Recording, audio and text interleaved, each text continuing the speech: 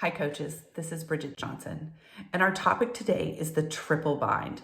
It's crucial that you create an unsatisfied triple bind on why your prospect needs to choose you.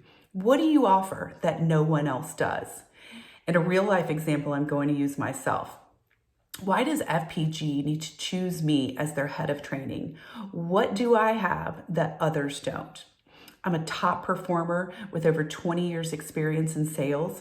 I have more than 2 decades of experience helping people reach their full potential through customized talent coaching and interactive feedback. This is something that permeates every aspect of my life, from talent coaching my team, to talent coaching my teenage daughter without her knowledge, to even how I interact with the customers at my part-time job. I'm also a trained media spokesperson and public speaker. I'm well-versed in all types of training, from personal to virtual, one-on-one to groups of 50 or more.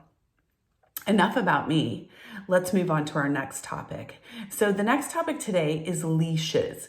And as we've discussed before, performance equals knowledge minus leashes. So what's in it for you today? You'll learn the final 4 objectives of the 8 objectives of coaching. You'll understand why removing leashes will motivate sales achievement. And finally, you'll experience fewer leashes and more action from your team as a result of your coaching. Here's something to think about. Every action your salespeople take is tied to some mindset or belief behind it.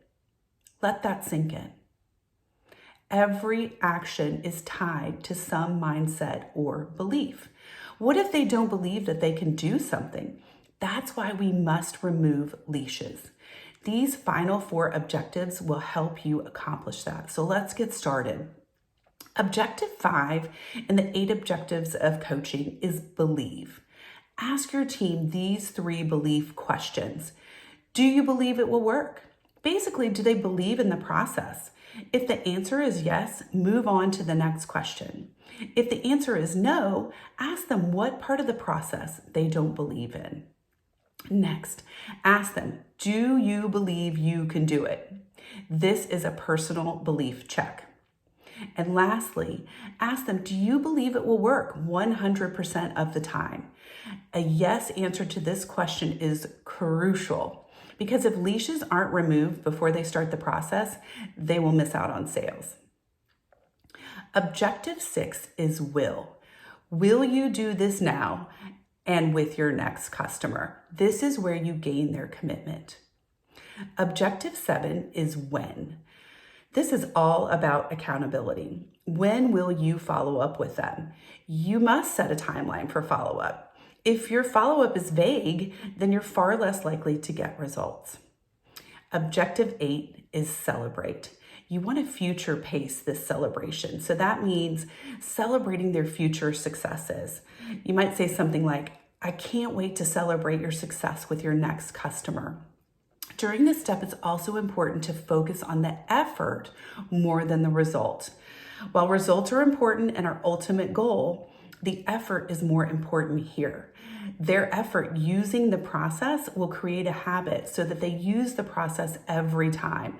Thus, they will get the desired result. Okay, time for your homework. First, commit to adding these final 4 objectives to your process today. And remember to ask the 3 belief questions, gain their buy-in and accountability with the will and when objectives, and celebrate by future pacing their successes. And then finally, also come to your next coaching session with successes and leashes that you've experienced. One more thing, leashes are not only in our career, but also in our personal life.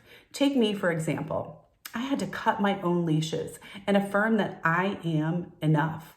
I have the talent and skills you want. I am the person you are looking for as your head of training at FPG. This is Bridget Johnson. Coaches, push yourselves to be a better version of yourselves and instill the sales warrior beliefs in your team.